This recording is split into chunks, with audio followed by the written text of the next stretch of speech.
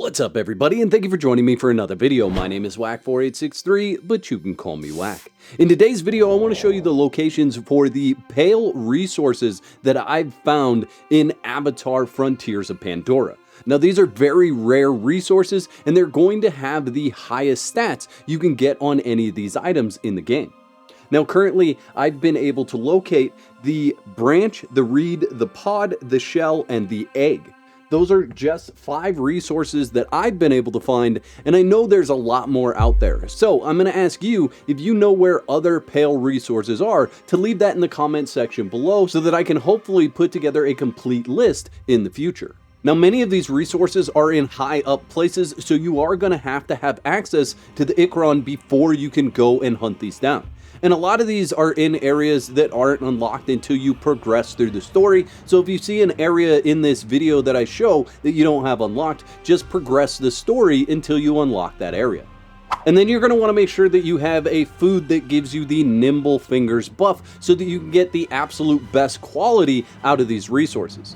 When I cover each resource, I will tell you what condition the weather needs to be in for the best possible harvest of each item. However, a lot of these require it to be a hurricane, and I've yet to be able to trigger a hurricane in the game. If anybody knows how to do that, leave that in the comment section below. And harvesting these resources during the right weather conditions can give you a real big boost to the stats on that item. So the first one that we're going to go to is the Pale Nightleaf Branch. It's in the King Lore Forest near the Rising Spires. You can use the Scree Station to rest to get the proper type of weather in order to harvest this. But you want to come up to the Ikron basket, and it's right here next to it.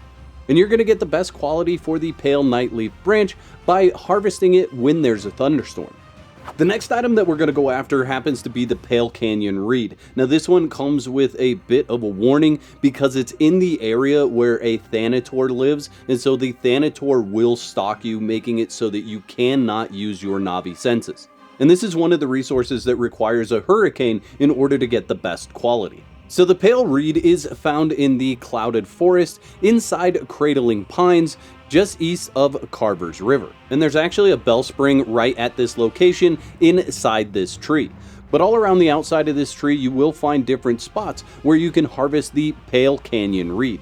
There's also one inside the tree sitting right next to the bell spring, so just run around the outside of this tree and then inside this tree, and you'll find quite a few of them here.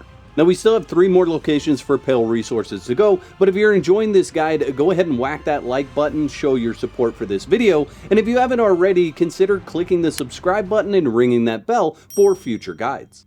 The next item on our list is the Pale Pod. This is just south of the Clouded Pines on the Stone Sentinels. You're going to want to go up to the top of the Stone Sentinels in order to find the Pale Pod fruit. This is another item that requires a hurricane for the best quality, so if you can get it while there's a hurricane going on, that's going to give you the best. But there's 3 spots all in this one location, and if you have the perk to get more of the food resources when gathering, you're going to get a total of 6 for coming up here.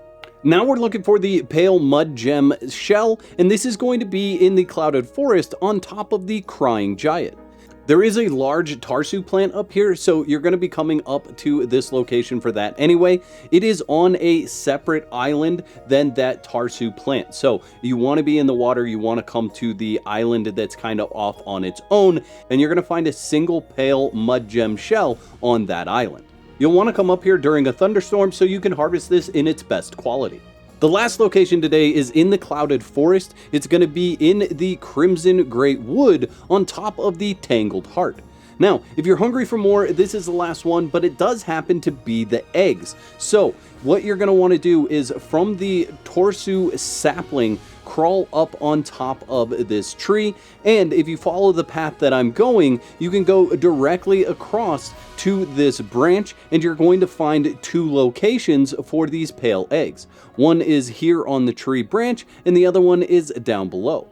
Again, this is another one that's best quality is when you harvest it in a hurricane.